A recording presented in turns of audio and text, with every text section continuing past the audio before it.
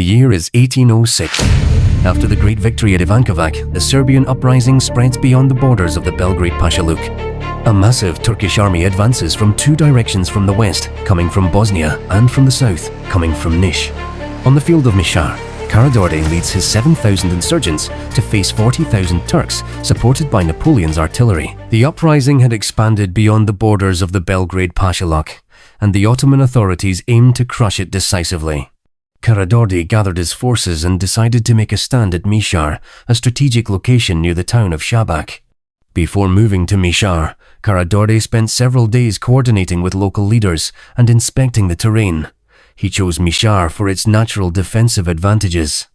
The battlefield is a plateau with a slight elevation, bounded by the Sava River on one side and dense forests on the other. This limited the directions from which the enemy could attack, reducing the risk of being outflanked. Upon arrival, Karađorđe ordered his men to start constructing defensive earthworks, trenches and ramparts to strengthen their position. These fortifications extended approximately 600 steps from the cliff edge of the hill, designed to provide a clear line of sight and effective firing positions against the advancing Ottoman troops. The Serbian insurgents numbered around 7,000, a mix of infantry and cavalry, mostly armed with muskets and sabres.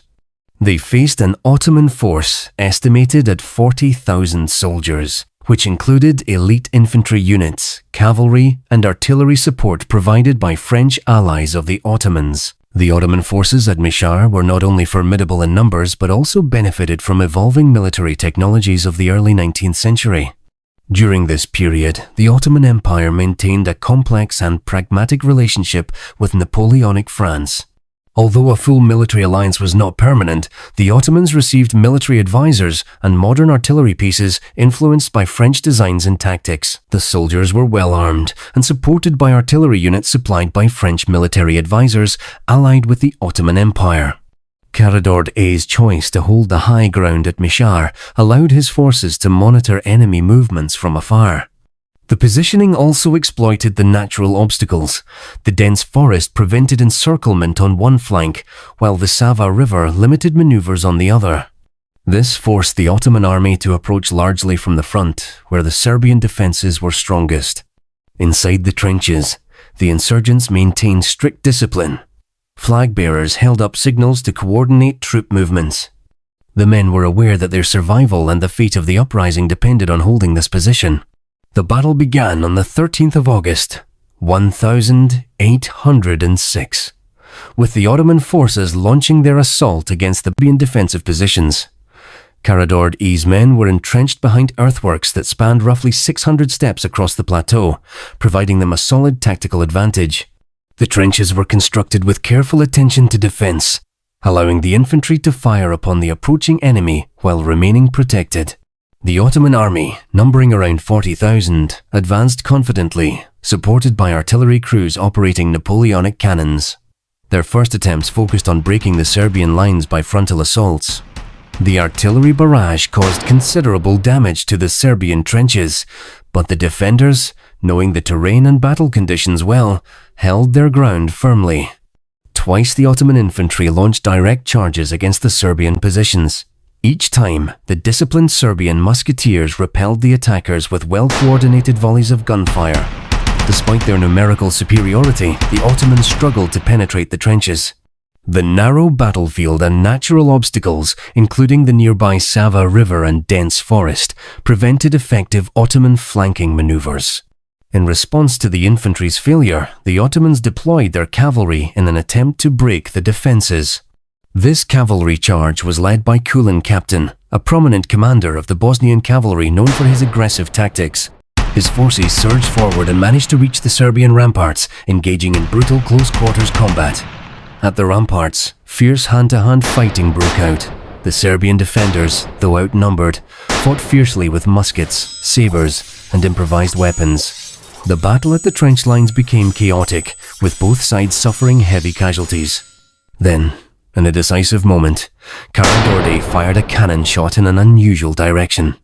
The unexpected shot caused confusion among both the Serbian ranks and the Ottoman forces. Many thought it was a mistake or a misfire, but only the cavalry commander leading the reserve troops understood that this was a prearranged signal to begin the cavalry counterattack. Following the cannon signal, Karađorđe ordered the Serbian cavalry, held in reserve behind the trenches, to launch a counterattack. The cavalry divided into two groups to strike at critical points of the Ottoman assault. One group, led by Luka Lazarević, charged directly at the Ottoman cavalry that had breached the ramparts. The other group, commanded by Protamateha Nenadović and Lazar Mutap, targeted the Ottoman artillery positions and the vizier's headquarters behind the front lines. The sudden Serbian cavalry attack caught the Ottomans by surprise. The artillerymen, although they turned their cannons toward the cavalry, were unable to halt the charge effectively. Protamateha's group swiftly overran the artillery positions, neutralizing the Ottoman firepower and throwing the enemy command into disarray.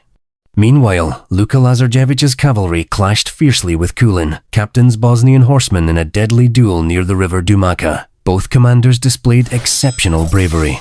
At one point, their pistols misfired during close combat, forcing them into brutal hand-to-hand fighting with sabers and other weapons. Luka was struck multiple times by Kulin's saber, breaking his sword and wounding him severely.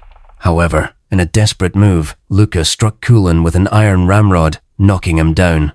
Although wounded, Luka managed to retreat to the Serbian lines, where he later recovered.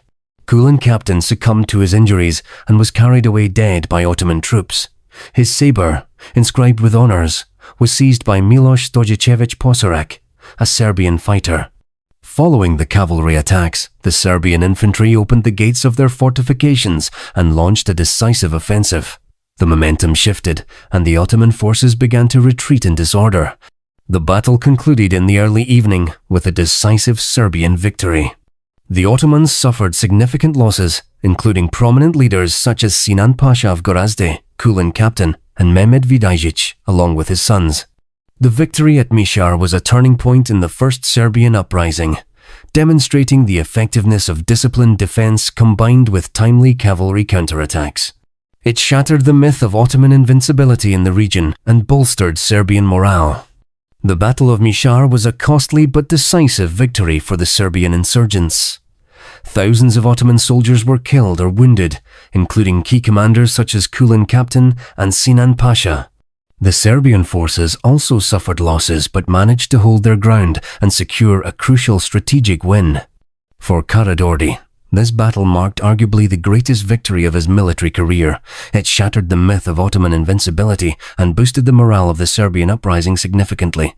However, the war was far from over. From the south, a new threat was emerging.